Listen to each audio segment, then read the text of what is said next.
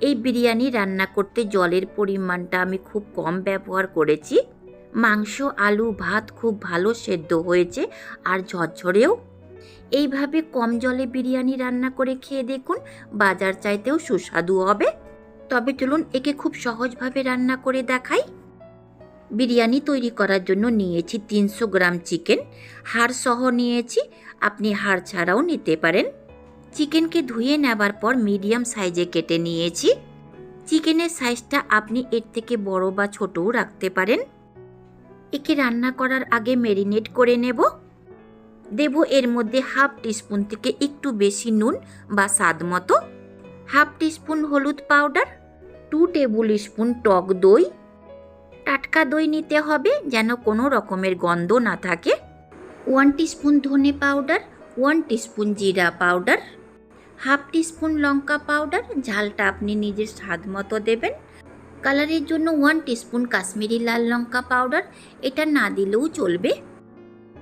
1/4 teaspoon গোলমরিচ powder, 1 teaspoon biryani মশলা, 1 table spoon আদা রসুন বাটা।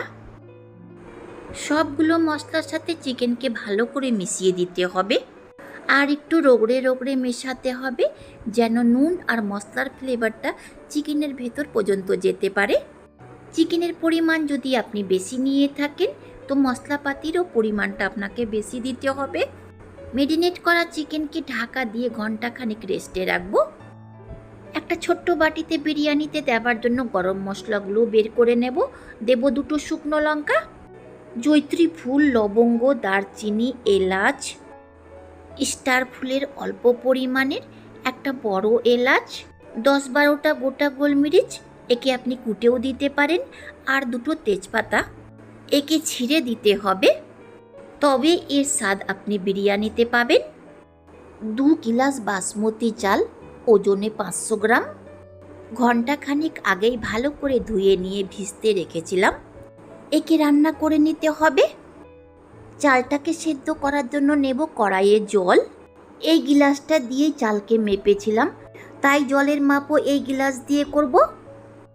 2 গ্লাস চাল অর্থাৎ 500 গ্রাম, তার জন্য নিয়েছি 2.5 গ্লাস জল। এর মধ্যে যখন বলক উঠবে কিছুটা জল তো কমবে। কড়াইয়ের জলটা গ্যাসের উপরে চাপিয়ে একে বলক উঠা পর্যন্ত প্রথমে রান্না করে নিতে হবে। জলের মধ্যে ভালো বলক উঠে গেছে, এর মধ্যে দেব একটা ভেঙে নেওয়া তেজপাতা, দারচিনি, লবঙ্গ, এলাচ, বড় এলাচ, হাফ টিস্পুন থেকে একটু বেশি নুন বা যে পরিমাণ মতো চাল নেবেন সেই পরিমাণ মতো নুন দিতে হবে, আর 1 টেবিল স্পুন ঘি। এটা দিলে ভাত একে অপরের সঙ্গে সেটে যাবে না। এর বদলে আপনি সাদা তেলও দিতে পারেন। সবার শেষে দিতে হবে বাসমতি চাল। ভালো করে একটু নেড়ে চেড়ে চালিয়ে দিতে হবে যেন কড়াইয়ের তলাতে চালগুলো সেটে না যায়। তারপর ঢাকা দিয়ে প্রথমে বলক উঠা পর্যন্ত রান্না করে নিতে হবে। ভাতে বলক উঠে গেছে, ঢাকাটা সরিয়ে দেব। হালকা হাতে নেড়ে দিয়ে এবার খোলাতেই একে রান্না করব। ফ্লেমটাকে ফুলে রেখেছি। একইভাবে মাঝে মধ্যে নেড়ে চেড়ে রান্না করেছি। ভাতের জলটা শুকিয়ে গেছে, চেক করে নেব ভাতটা কতটা সেদ্ধ হয়েছে।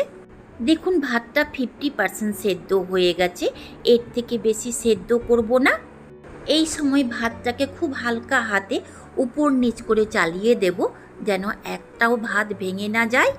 যদি আপনি ভাতের মাড় ঝরাতে চান যতটা চাল নেবেন তার ডবল জল দেবেন। ঢাকা দিয়ে রাখবো, গরম ভাপে ভাতটা একটু আর সেদ্ধ হবে। আবার ওভেনকে অন করে কড়াইকে গরম করে নেব।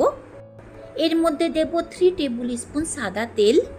তেলটা গরম হয়ে গেছে, এর মধ্যে দেব মোটা স্লাইসে কেটে নেওয়া 3টে বড় সাইজের পেঁয়াজ, খুব অল্প পরিমাণে নুন, যতটা পেঁয়াজ আছে সেই পরিমাণ মতো নুন দিয়েছি। এর বেরেস্তা তৈরি করব, আপনি বাজারের কেনা বেরেস্তাও ব্যবহার করতে পারেন। তেলের সাথে মিশিয়ে এক নাগাড়ে নেড়ে চেড়ে লালচে হওয়া পর্যন্ত ভেজে নিতে হবে। আমি ফুল ফ্লেমে ভেজেছি। এইরকম লালচে হয়ে গেলে পেঁয়াজটাকে তেল ঝরিয়ে বের করে নিতে হবে। তৈরি হয়ে গেল বেরেস্তা। থালাতে বের করে একে ছড়িয়ে রাখবো, ঠান্ডা হয়ে গেলে মুচমুচে হয়ে যাবে।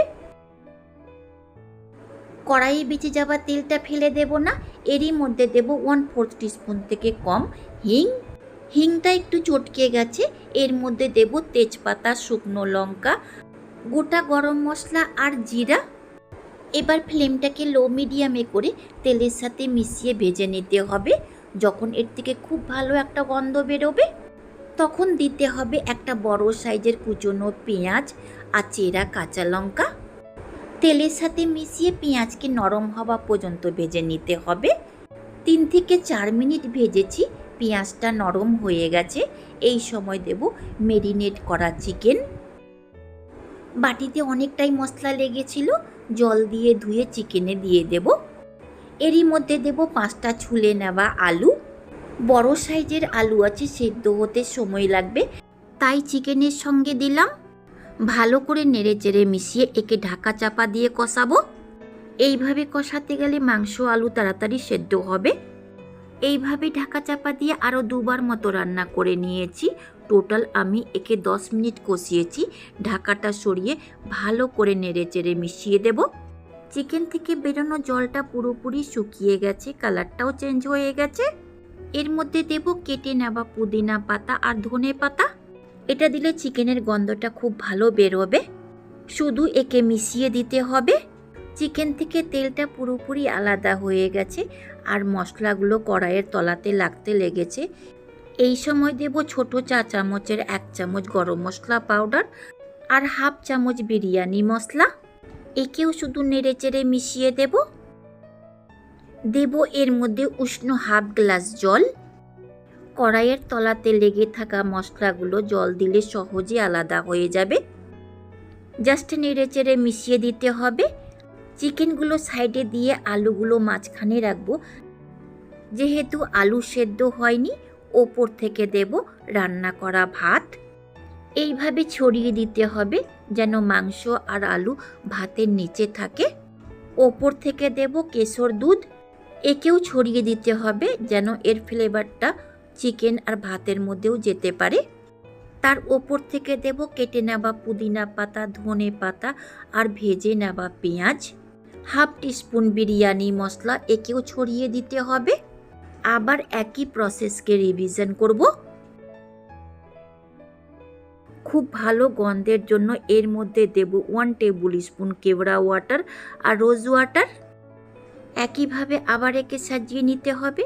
দিতে হবে কুচনো ধনে পাতা, পুদিনা পাতা, ভেজে নেওয়া পেঁয়াজ। আবার দেব সাইড থেকে 1/2 গ্লাস উষ্ণ গরম জল। এর মধ্যে ঠান্ডা জল ব্যবহার করা যাবে না।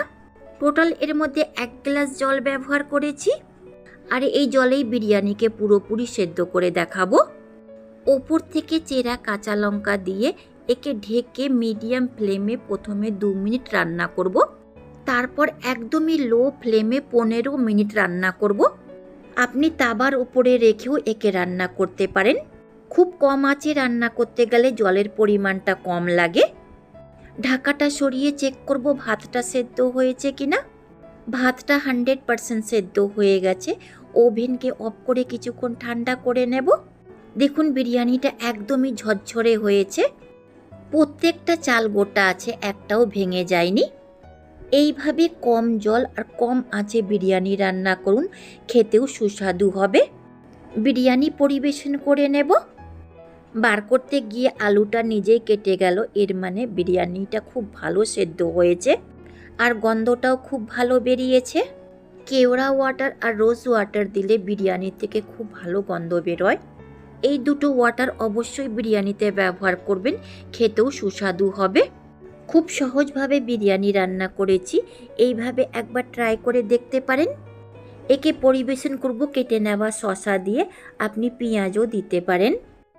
সহজ রান্না বান্নাতে আপনাদের সকলকে স্বাগতম। যদি বিরিয়ানি রেসিপিটা ভালো লেগে থাকে একটা লাইক দিয়ে সাপোর্ট করবেন। শেষ পর্যন্ত দেখার জন্য ধন্যবাদ।